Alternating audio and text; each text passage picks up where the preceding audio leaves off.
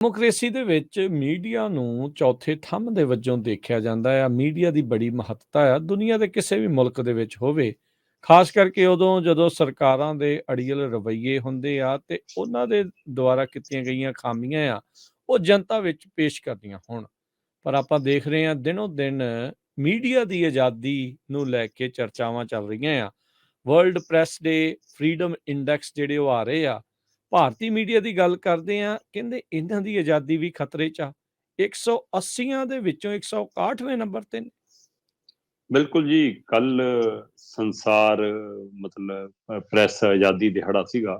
ਸੋ ਉਸ ਨੂੰ ਲੈ ਕੇ ਦੇਸ਼ ਭਰ ਦੇ ਵਿੱਚ, ਦੁਨੀਆ ਭਰ ਦੇ ਵਿੱਚ ਸਮਾਗਮ ਹੋਏ। ਉਹ ਦਿਨ ਮਨਾਇਆ ਗਿਆ ਕਿ ਪ੍ਰੈਸ ਆਜ਼ਾਦੀ ਦਿਹਾੜੇ ਦੀਆਂ ਮੁਬਾਰਕਾਂ ਦਿੱਤੀਆਂ ਗਈਆਂ। ਪਰ ਮੈਨੂੰ ਲੱਗਦਾ ਇਹ ਮੁਬਾਰਕਾਂ ਵਾਲਾ ਮੌਕਾ ਨਹੀਂ ਹੈ, ਇਹ ਵਿਚਾਰਨ ਵਾਲਾ ਮੌਕਾ ਹੈ। ਇਹ ਦਿਨ ਵਿਚਾਰਨ ਦੇ ਲਈ ਹੈ, ਕਿਉਂਕਿ ਜੇਕਰ ਇਹ ਤਾਂ ਫਿਰ ਇੱਕ ਦਿਨ ਨਾਲ ਸੀਮਤ ਨਹੀਂ ਹੈ। ਪ੍ਰੈਸ ਦੀ ਆਜ਼ਾਦੀ ਤਾਂ ਹਰ ਪਲ ਚਾਹੀਦੀ ਹੈ। ਬਿਲਕੁਲ, ਇਹ ਤਾਂ ਮਨੁੱਖੀ ਅਧਿਕਾਰਾਂ ਦੇ ਹਵਾਲੇ ਨਾਲ ਵੀ ਹੈ ਕਿ ਬੰਦੇ ਨੂੰ ਬੋਲਣ ਦੀ ਆਜ਼ਾਦੀ ਹੈ। ਤਾਂ ਫਿਰ ਮੀਡੀਆ ਦੀ ਆਪਾਂ ਗੱਲ ਕਰ ਰਹੇ ਹਾਂ। ਸੋ ਪਰ ਜਦੋਂ ਮੈਂ ਭਾਰਤ ਦੀ ਸਥਿਤੀ ਦੇਖਦਾ ਤਾਂ ਦਿਨ ਬਰ ਦਿਨ ਭਾਰਤੀ ਮੀਡੀਆ, ਇਹ ਉਸ ਮੁਲਕ ਦੀ ਆਪਾਂ ਗੱਲ ਕਰ ਰਹੇ ਹਾਂ ਜਿੱਥੇ ਲੋਕਤੰਤਰ ਹੈ।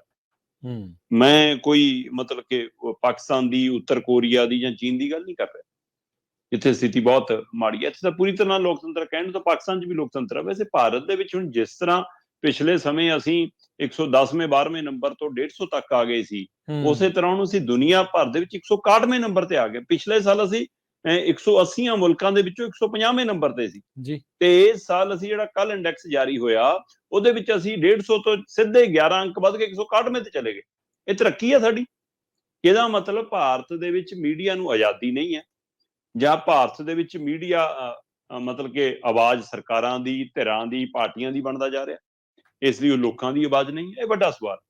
ਇਸ ਮੌਕੇ ਭਾਰਤ ਦੇ ਵਿੱਚ ਜਿਹੜਾ ਮੀਡੀਆ ਕੰਮ ਕਰਦਾ ਨਾ, ਉਹਦੇ ਵਿੱਚ ਜਾਤ ਮਤਲਬ ਕਿ ਬਹੁਤ ਬੜੇ ਤਰ੍ਹਾਂ ਤੇ ਸ਼ਾਮਲ ਹੋ ਗਈ ਆ। ਹੁਣ ਤੁਸੀਂ ਕਿਹੜੀ, ਮੈਂ ਜਾਤ ਦੀ ਗੱਲ ਇਸ ਲਈ ਕਰ ਰਿਹਾ ਕਿ ਜਿਵੇਂ ਆਪਣੇ 'ਚ ਵਰਗ ਵੰਡ ਹੈ ਨਾ, ਕਿ ਹਾਂ ਜੀ ਅਸੀਂ ਉੱਚ ਜਾਤੀ, ਇਹ ਨੀਵੀਂ ਜਾਤੀ ਜੀ, ਇਹ ਫਲਾਣਾ, ਇਹ ਜਿਹੜਾ ਵਰਗ ਵੰਡ ਕਰ ਦਿੱਤੀ ਗਈ ਨਾ, ਉਸੇ ਤਰ੍ਹਾਂ ਦੀ ਵਰਗ ਵੰਡ ਮੀਡੀਆ 'ਚ ਆ ਗਈ ਆ। ਠੀਕ ਹੈ।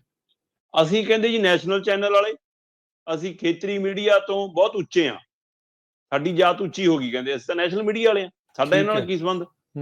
ਫਿਰ ਜਿਹੜਾ ਖੇਤਰੀ ਮੀਡੀਆ 'ਚ ਆ ਜਾਂਦਾ, ਉਹ 'ਚ ਵੀ ਅਸੀਂ ਅਖਬਾਰ ਵਾਲੇ, ਅਸੀਂ ਸੋਸ਼ਲ ਮੀਡੀਆ ਵਾਲੇ ਨਾਲੋਂ ਤਾਂ ਉੱਚੇ ਆ। ਫਿਰ ਸੋਸ਼ਲ ਮੀਡੀਆ 'ਚ ਵੀ ਅਸੀਂ ਤਾਂ ਚੈਨਲ ਵਾਲੇ ਆ, ਇਹਨਾਂ ਨੇ ਤਾਂ ਆਪਣਾ ਪੇਜ ਹੀ ਬਣਾਇਆ, ਇਹ ਤਾਂ ਮੋਬਾਈਲ ਵਾਲੇ ਨੇ। ਸੋ ਇਸ ਲਈ ਜਿਹੜੀ ਆਹ ਵਰਗ ਵੰਡ ਆ, ਇਹਦਾ ਫਾਇਦਾ ਫਿਰ ਰਾਜਨੀਤਿਕ ਧਿਰਾਂ, ਸੱਤਾਧਾਰੀ ਧਿਰ, ਵਿਰੋਧੀ ਧਿਰਾਂ, ਸਿਆਸਤਦਾਨ, ਸੰਸਥਾਵਾਂ ਚੱਕਦੀਆਂ ਨੇ। ਤੇ ਫਿਰ ਸਾਡੇ ਚੋਂ ਹੀ ਕਈ ਸਰਕਾਰ ਦੇ ਟਾਊਟ ਬਣ ਜਾਂਦੇ ਨੇ, ਸਰਕਾਰ ਦੇ ਬੁਲਾਰੇ ਬਣ ਜਾਂਦੇ ਨੇ, ਸਰਕਾਰ ਦੇ ਟੁਕੜਿਆਂ ਤੇ ਪਲਣ ਵਾਲੇ ਬਣ ਜਾਂਦੇ ਨੇ। ਨਤੀਜਾ ਫਿਰ ਉਹਨਾਂ ਨੂੰ ਵਰਤਣ ਦਾ ਮੌਕਾ ਮਿਲ ਜਾਂਦਾ। ਤੇ ਕਈ ਵਾਰ ਫਿਰ ਉਹੀ ਜਿਹੜੇ ਸਰਕਾਰ ਦੀ ਧਿਰ ਬਣੇ ਹੁੰਦੇ ਨੇ, ਉਹੀ ਰਗੜ ਵੀ ਹੋ ਜਾਂਦੇ ਨੇ, ਕਿਉਂਕਿ ਉਹਨਾਂ ਨੂੰ ਤਾਂ ਫਿਰ ਉਮੀਦ ਕੀਤੀ ਜਾਂਦੀ ਕਿ ਹੁਣ ਸਾਰਾ ਕੁਝ ਸਾਡੇ ਹਿਸਾਬ ਨਾਲੇ ਕਰਨ। ਪਿਛਲੇ ਲੰਮੇ ਸਮੇਂ 'ਚ ਭਾਰਤ ਦੇ ਅੰਦਰ ਜਿਵੇਂ ਮੀਡੀਆ ਨੂੰ ਕੰਟਰੋਲ ਕਰਨ ਦੀ ਕੋਸ਼ਿਸ਼ ਹੋਈ, ਨੈਸ਼ਨਲ ਮੀਡੀਆ ਇੱਕੋ ਤਰ੍ਹਾਂ ਦੀ ਖਬਰ ਸੁਣਾਉਂਦਾ, ਇੱਕੋ ਤਰ੍ਹਾਂ ਦੀ ਗਲਤ ਵੀ ਬੋਲ ਜਾਂਦਾ, ਮਤਲਬ ਕਿਤੋਂ ਸਕ੍ਰਿਪਟ ਆਉਂਦੀ ਸੀ ਜਾਂ ਆਉਂਦੀ ਆ ਸਕ੍ਰਿਪਟ। ਇਸੇ ਤਰ੍ਹਾਂ ਪੰਜਾਬ ਦੇ ਮੀਡੀਆ ਦੇ ਮਾਮਲੇ 'ਚ ਵੀ ਸਥਿਤੀ ਬਣਦੀ ਜਾ ਰਹੀ ਹੈ ਕਿ ਸਰਕਾਰ ਦੇ ਕਹੇ ਤੇ ਹੁੰਦਾ ਕਿ ਹਾਂ ਜੀ ਆਹ ਚਲਾਉਣਾ, ਆਹ ਨਹੀਂ ਚਲਾਉਣਾ, ਆਹ ਦਿਖਾਉਣਾ, ਨਹੀਂ ਦਿਖਾਉਣਾ, ਇਹਦੀ ਪ੍ਰੈਸ ਕਾਨਫਰੰਸ ਦਿਖਾਉਣੀ, ਇਹਦੀ ਬੰਦ ਕਰ ਦਿਓ, ਆਹ ਖਬਰ ਚਲਾ ਦਿਓ, ਆਹ ਖਬਰ ਡਿਲੀਟ ਕਰ ਦਿਓ। ਲੋਕਾਂ ਨੂੰ ਫੋਨ ਆਉਂਦੇ ਨੇ ਕਹਿੰਦੇ। ਤੇ ਇਸ ਲਈ ਜਦੋਂ ਮੀਡੀਆ ਨੂੰ ਏਦਾਂ ਕੰਟਰੋਲ ਕੀਤਾ ਜਾਊਗਾ, ਫਿਰ ਆਜ਼ਾਦੀ ਕਿੱਥੇ ਰਹਿ ਗਈ। ਫਿਰ ਇਹ ਰੈਂਕਿੰਗ ਮੈਨੂੰ ਲੱਗਦਾ ਸਹੀ ਹੈ। 180 ਮੁਲਕਾਂ ਦੀ ਰੈਂਕਿੰਗ ਹੋਈ, 180 ਮੁਲਕਾਂ ਦੇ ਵਿੱਚੋਂ ਅਸੀਂ 161ਵੇਂ ਨੰਬਰ ਤੇ ਹੋਈਏ, ਤਾਂ ਇਹ ਤੋਂ ਹੋਰ ਮਾੜੀ ਸਥਿਤੀ ਕੀ ਹੋ ਸਕਦੀ ਹੈ। ਪਾਕਿਸਤਾਨ ਦੀ ਸਥਿਤੀ ਸੁਧਰ ਗਈ ਉਲਟਾ ਜੀ। ਇਸ ਮੌਕੇ ਸਭ ਤੋਂ ਵੱਧ ਜੇਕਰ ਕਿਤੇ ਸਥਿਤੀ ਖਰਾਬ ਹੈ ਤਾਂ ਉੱਤਰ ਕੋਰੀਆ ਦੇ ਵਿੱਚ, ਚੀਨ ਦੇ ਵਿੱਚ ਹੈਗੀ ਹੈ, ਪਰ ਪਾਕਿਸਤਾਨ ਦੀ ਹਾਲਤ ਪਿਛਲੀ ਵਾਰ ਨਾਲੋਂ ਬਿਹਤਰ ਹੋ ਗਈ। ਹਾਲੋ ਮੈਂ ਦੇਖ ਰਿਹਾ ਸੀਗਾ ਕਿ ਦੁਨੀਆ 'ਚ ਜੇਕਰ ਕਿਤੇ ਮੀਡੀਆ ਦੀ ਆਜ਼ਾਦੀ ਆ ਤਾਂ ਉਹਨਾਂ 'ਚ 5 ਮੁਲਕ ਜਿਹੜੇ ਟੌਪ ਤੇ ਨੇ, ਨੰਬਰ 1 ਜਿੱਥੇ ਪੂਰੀ ਆਜ਼ਾਦੀ ਆ, ਉਹਦੇ ਵਿੱਚ ਨਾਰਵੇ ਵਰਗਾ ਮੁਲਕ ਪਹਿਲੇ ਨੰਬਰ ਤੇ ਆਉਂਦਾ ਕਿ ਮੀਡੀਆ ਨੂੰ ਪੂਰੀ ਆਜ਼ਾਦੀ ਆ। ਇਸੇ ਤਰ੍ਹਾਂ ਦੂਏ ਨੰਬਰ ਤੇ ਆਇਰਲੈਂਡ ਆਉਂਦਾ, ਤੀਜੇ ਨੰਬਰ ਤੇ ਡੈਨਮਾਰਕ ਆਉਂਦਾ, ਚੌਥੇ ਨੰਬਰ ਦੇ ਉੱਤੇ ਸਵੀਡਨ ਆਉਂਦਾ, 5ਵੇਂ ਤੇ ਫਿਨਲੈਂਡ ਆਉਂਦਾ। ਇਹ 5 ਮੁਲਕ ਨੇ। ਪਰ ਇੱਧਰ ਜਦੋਂ ਮੈਂ ਦੇਖਦਾ ਕਿ ਸਾਡੇ ਵਾਲੇ ਮਾਮਲੇ ਦੇ ਵਿੱਚ ਜਾਂ ਬਾਕੀ, ਤਾਂ 180ਵੇਂ ਨੰਬਰ ਦੇ ਉੱਤੇ ਉੱਤਰੀ ਕੋਰੀਆ। 180 ਮੁਲਕਾਂ ਦੀ ਗਿਣਤੀ ਹੋਈ ਆ, ਉਹਨਾਂ 'ਚ 180ਵੇਂ ਨੰਬਰ ਤੇ। ਹੁਣ ਇਹ ਤੋਂ ਬਾਅਦ ਕੋਈ ਨੰਬਰ ਹੀ ਨਹੀਂ ਤਾਂ ਉੱਥੇ ਚਲਾ ਜਾਂਦਾ ਹੈ। ਸਹੀ ਗੱਲ। ਸੋ ਉੱਤਰ ਕੋਰੀਆ 180ਵੇਂ ਤੇ 179ਵੇਂ ਨੰਬਰ ਦੇ ਉੱਤੇ ਚੀਨ ਆ। ਇਹ ਦੋ ਮੁਲਕ ਉਹ ਨੇ। ਪਰ ਇੱਧਰ ਦੂਏ ਪਾਸੇ ਜਦੋਂ ਪਾਕਿਸਤਾਨ ਵਾਲੇ ਪਾਸੇ ਦੇਖਦਾ, ਪਾਕਿਸਤਾਨ ਪਿਛਲੇ ਸਾਲ 159ਵੇਂ ਨੰਬਰ ਤੇ ਸੀ, ਤੋ ਜੀ। ਸਾਡੇ ਨਾਲੋਂ ਮਤਲਬ ਕਿ ਇਸ ਹਵਾਲੇ ਨਾਲ ਅਸੀਂ 161ਵੇਂ ਤੇ ਆ ਤੇ ਪਾਕਿਸਤਾਨ ਹੁਣ 150ਵੇਂ ਤੇ ਚਲਾ ਗਿਆ। ਇਹਨਾਂ ਦੀ ਥਾਂ ਤੇ 9 ਨੰਬਰਾਂ ਦਾ ਸੁਧਾਰ ਹੋਇਆ ਉਹਦੇ ਵਿੱਚ। ਇਹਦਾ ਮਤਲਬ ਉੱਥੇ ਸਾਡੇ ਨਾਲੋਂ ਸਥਿਤੀ ਬਿਹਤਰ ਹੋ ਗਈ। ਤੁਸੀਂ ਇਹ ਦੇਖੋ।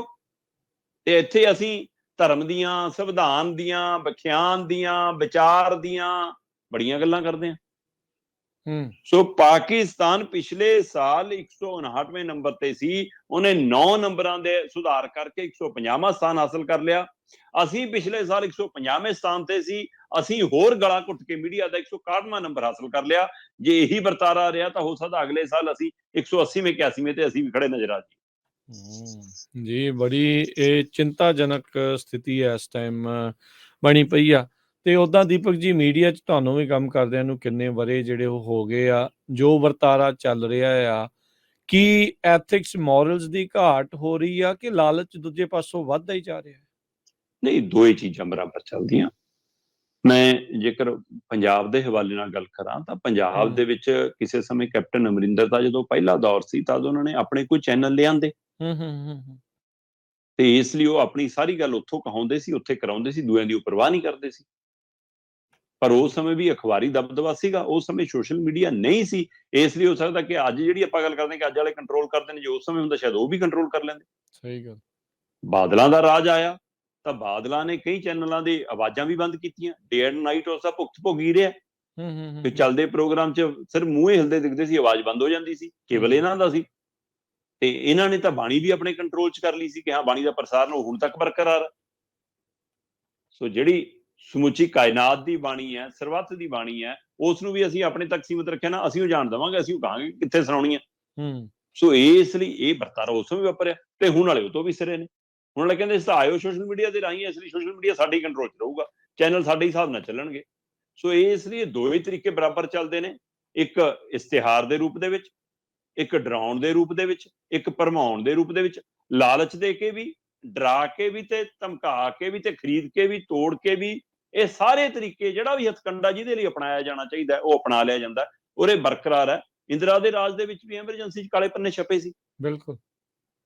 ਸੋ ਹੁਣ ਕਾਲਿਆਂ ਦੀ ਬਜਾਏ ਸੁਨਹਿਰੀ ਅੱਖਰਾਂ 'ਚ ਗੋਗੇ ਗਾਏ ਜਾਂਦੇ ਨੇ, ਬਸ ਫਰਕ ਇੰਨਾ ਹੀ ਹੈ। ਉਸ ਸਮੇਂ ਵਿਰੋਧ ਕਰ ਲਿਆ ਸੀ, ਹੁਣ ਵਿਰੋਧ ਕਰਨ ਦੀ ਹਿੰਮਤ ਘਟਦੀ ਜਾ ਰਹੀ ਹੈ ਲੋਕਾਂ 'ਚ, ਇਸ ਲਈ ਹੁਣ ਉਹ ਛੋਲੇ ਗਾਉਂਦੇ ਨੇ ਫਿਰ ਸਰਕਾਰਾਂ ਦੇ। ਸੋ ਹਾਕਮ ਹੁਣ ਵੀ ਉਹੋ ਜਿਹੇ ਨੇ, ਹਾਕਮ ਪਹਿਲਾਂ ਵੀ ਉਹੋ ਜਿਹੇ ਸੀ। ਸੋ ਮੀਡੀਆ ਪਹਿਲਾਂ ਵੀ ਦਿੱਕਤਾਂ 'ਚ ਸੀ, ਅੱਜ ਵੀ ਦਿੱਕਤਾਂ 'ਚ ਆ। ਪਰ ਜਿਸ ਕਦਰ ਅਸੀਂ ਟੈਕਨੋਲੋਜੀ ਵੱਲ ਵੱਧ ਰਹੇ ਹਾਂ, ਉਸ ਕਦਰ ਸਾਡਾ ਗਲਾ ਹੋਰ ਘੁੱਟਿਆ ਜਾ ਰਿਹਾ। ਉਹਦਾ ਹੀ ਨਤੀਜਾ ਕਿ ਦੁਨੀਆ ਭਰ 'ਚ ਰੈਂਕਿੰਗ 'ਚ ਅਸੀਂ ਹੋਰ ਗਰਕਦੇ ਹਾਂ। ਬਾਕੀ ਮੁਲਕਾਂ 'ਚ ਸੁਧਾਰ ਹੋ ਰਿਹਾ, ਜਿਹਦੀ ਉਦਾਹਰਨ ਪਾਕਿਸਤਾਨ ਵੀ ਹੈ, ਤੇ ਪਰ ਅਸੀਂ ਹੋਰ ਗਰਕਦੇ ਜਾ ਰਹੇ ਹਾਂ, ਜਿਹਦੇ ਕਾਰਨ ਇਹ ਸਾਡਾ ਸਥਾਨ ਹੈ ਜੀ। ਇੱਥੇ ਨਾ ਇੱਕ ਹੋਰ ਮੈਂ ਮੈਪ ਜਿਹੜਾ ਇਹਨਾਂ ਦਾ ਦੇਖ ਰਿਹਾ ਸੀਗਾ, ਏਸ਼ੀਆਈ ਮੁਲਕਾਂ ਦੇ ਵਿੱਚ ਇਹ ਜਿਹੜੇ ਨੰਬਰ ਆਪਾਂ ਦੇਖਦੇ ਹਾਂ ਵੀ ਸਾਰੇ ਪਾਸੇ ਜਿਹੜੇ ਬਹੁਤ ਡਾਊਨ ਆ। ਇੱਥੇ ਕੀ ਇਹ ਹੋੜ ਹੈ ਇੱਕ ਦੂਜੇ ਵੱਲ ਲੀਡਰਾਂ ਨੂੰ ਦੇਖ ਕੇ ਵੀ ਮੈਂ ਸਭ ਕੁਝ ਹੀ ਕਾਬੂ 'ਚ ਹੀ ਰੱਖਣਾ? ਬਿਲਕੁਲ। ਇਹ ਅੱਜ ਦੁਨੀਆ ਦਾ ਵਰਤਾਰਾ ਹੈ। ਜਿਵੇਂ ਬਿਲ ਗੇਟਸ ਦੁਨੀਆ ਦਾ ਸਭ ਤੋਂ ਬੜਾ ਕਿਸਾਨ ਬਣ ਗਿਆ ਕਿ ਉਹਨੂੰ ਲੱਗਦਾ ਕਿ ਰੋਟੀ ਕੰਟਰੋਲ 'ਚ ਆ ਗਈ ਤਾਂ ਸਾਰਾ ਕੁਛ, ਤੇ ਉਹਨੂੰ ਫੋਲੋ ਸਾਡੇ ਅਵਾਨੀ ਡਾਨੀ ਕਰਦੇ ਨੇ। ਉਹਨਾਂ ਨੂੰ ਸਮਝ ਆਈ ਕਿ ਬੰਦੇ ਨੇ ਮਰਨ ਵਾਲੇ ਦਿਨ ਵੀ ਰੋਟੀ ਦਾ ਖਾ ਕੇ ਮਰਨਾ, ਤੋ ਇਸ ਲਈ ਰੋਟੀ ਨੂੰ ਆਪਣੇ ਕਬਜ਼ੇ 'ਚ ਕਰੋ। ਤਾਂ ਉਹ ਖੇਤਾਂ ਦੇ ਕਬਜ਼ੇ ਵੱਲ ਆਏ। ਉਹ ਵੀ ਫੂਡ ਨੂੰ ਕਹਿੰਦੇ ਕਿ ਉਹਨਾਂ ਦੀ ਵੈਬਸਾਈਟਾਂ ਤੇ ਜਾ ਕੇ ਚੈੱਕ ਕਰ ਲਓ, 'ਚ ਲਿਖਿਆ ਉਹਨਾਂ ਨੇ ਕਿ ਹਾਂ 45% ਭਾਰਤ ਦੀ ਫੂਡ ਦੇ ਉੱਤੇ ਸਾਡਾ ਕਬਜ਼ਾ ਹੋਵੇ, ਇਹ ਮੇਰੀ ਮਨਸ਼ਾ ਹੈ। ਸੋ ਇਸ ਲਈ ਇਹ ਉਸੇ ਤਰ੍ਹਾਂ ਦਾ ਵਰਤਾਰਾ ਹੈ ਸਿਆਸਤਦਾਨਾਂ ਦਾ। ਇਹ ਇੱਕੋ ਤਰ੍ਹਾਂ ਦੀ ਮਾਨਸਿਕਤਾ ਚੱਲਦੀ ਹੈ ਨਾ, ਕਿ ਚਾਹੇ ਉਹ ਵਿਰੋਧੀ ਧਿਰ 'ਚ ਹੈ, ਚਾਹੇ ਉਹ ਸੱਤਾ ਧਿਰ 'ਚ ਹੈ, ਉਹਨੂੰ ਲੱਗਦਾ ਕਿ ਮੀਡੀਆ ਮੇਰੀ ਜੇਬ 'ਚ ਰਹੇ, ਮੀਡੀਆ ਮੇਰੇ ਕੰਟਰੋਲ 'ਚ ਰਹੇ, ਮੇਰੇ ਹਿਸਾਬ ਨਾਲ ਚੱਲੇ। ਸੋ ਇਸ ਲਈ ਇਹ ਪੂਰੇ ਏਸ਼ੀਆ 'ਚ ਫਿਰ ਉਹੋ ਜਿਹੇ ਇੱਕੋ ਤਰ੍ਹਾਂ ਦਾ ਵਰਤਾਰਾ ਹੋਊਗਾ ਨਾ, ਤੇ ਉਹਦਾ ਅਸਰ ਹੈ। ਜੀ।